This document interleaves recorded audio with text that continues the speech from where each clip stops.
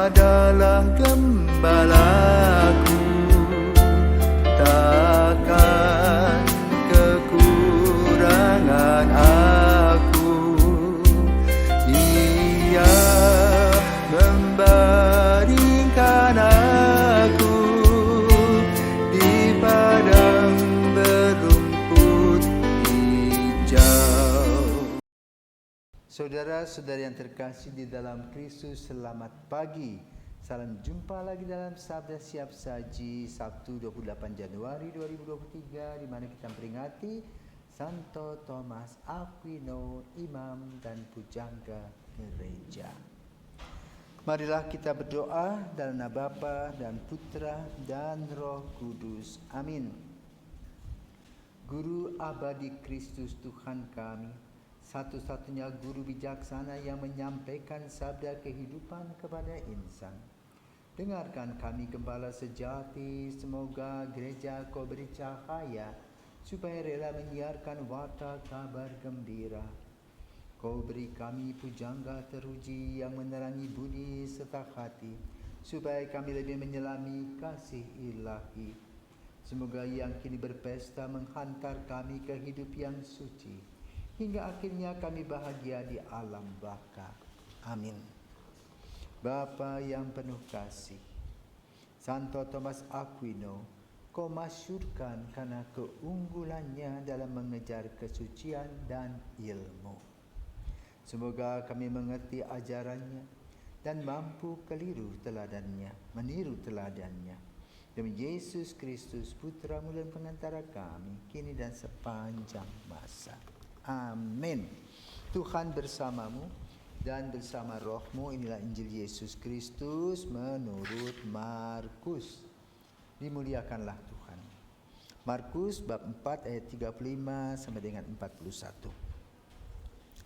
Pada suatu hari, ketika hari sudah petang, Yesus berkata kepada murid-muridnya, "Marilah kita bertolak ke seberang." Mereka meninggalkan orang banyak yang ada di sana, lalu bertolak dan membawa Yesus dalam perahu itu di mana ia telah duduk, dan perahu-perahu lain pun menyertai dia. Lalu mengamuklah taufan yang dahsyat dan ombak menyembur masuk ke dalam perahu, sehingga perahu itu penuh dengan air. Pada waktu itu Yesus sedang tidur di buritan di sebuah talam. Maka murid-murid membangunkan Yesus dan berkata kepadanya, "Guru, Engkau tidak peduli kalau kita binasa." Yesus pun bangun menghardik angin itu dan berkata kepadanya, "Danau, diam, tenanglah." Lalu angin itu reda dan danau pun menjadi teduh sekali. Lalu Yesus berkata kepada murid-muridnya, "Mengapa kamu begitu takut? Mengapa kamu tidak percaya?" Mereka menjadi takut dan berkata seorang kepada yang lain, "Siapakah gerangan orang ini? Angin dan danau pun taat kepadanya." Demikianlah Injil Tuhan. Terpujilah Kristus.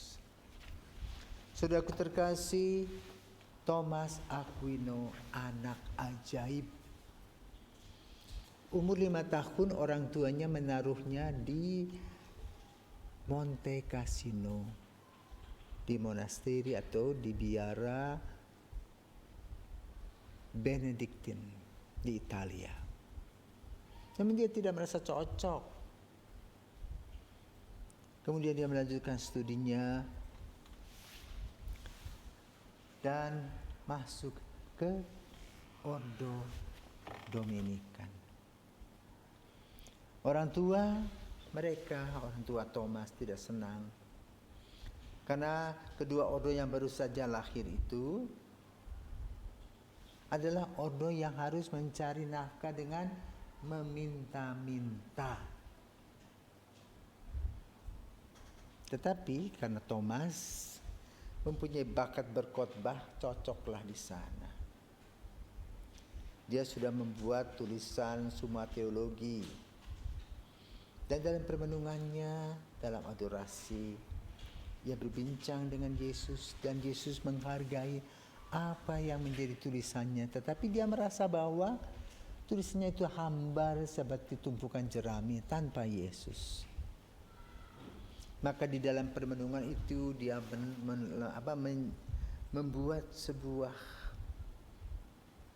puisi yang kemudian dinyanyikan tentang Tantum Ergo, sakramen seagung ini, yang menggambarkan begitu ajaibnya kehadiran Yesus dalam sakramen Maha Kudus. Begitu indah tiada tara suara-suara yang berbunyi di sekitarnya, dan begitu manis luar biasa pemandangan yang dia lihat dalam haribaan Kristus. Maka kemudian dia menampilkan syair dan puisi itu bersama dengan Santo Bonaventura, dan Santo Bonaventura katakan, kau hebat, itulah yang perlu dilanjutkan, yang aku punya tak delete. Maka sampai hari ini kalau kita merayakan Jumat Pertama atau kita mengadakan Salve, maka lagu karangan Santo Thomas Aquino inilah yang digunakan. Jadi boleh katakan dia mempunyai satu pandangan moto, iman dan pengetahuan. Faith, iman, dan pengetahuan itu siensia, science. Keduanya harus berjalan di dalam kita sebagai manusia. Karena itu pada hari ini kita mendengarkan Injil tentang bagaimana Yesus bersama dengan para murid di Buritan.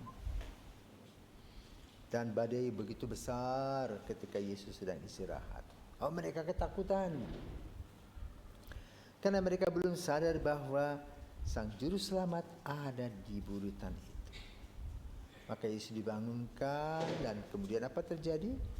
Yesus memberhentikan danau yang boleh katakan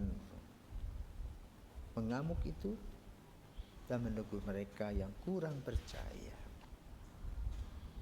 Sama seperti Thomas Aquino yang pada awalnya galau dengan apa yang dia jalani.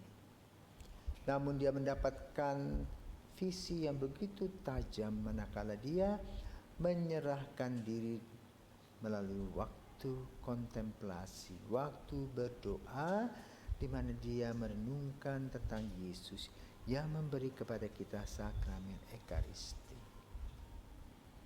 Dan sesudah itu dia merasa yakin akan apa yang dia jalankan.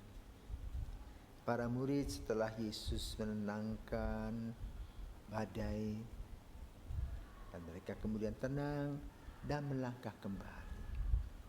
Apa yang perlu kita renungkan? Saudara terkasih, badai adalah bagian dari kehidupan kita, di mana datang silih berganti antara berkat dan kesulitan. Kesulitan yang kita lewati sering membuat kita gundah, nyaris putus asa. Tetapi bersama dengan Yesus lahirlah sebuah harapan. Dan di depannya ada sebuah cahaya dan janji yang begitu indah dalam mengisi hidup.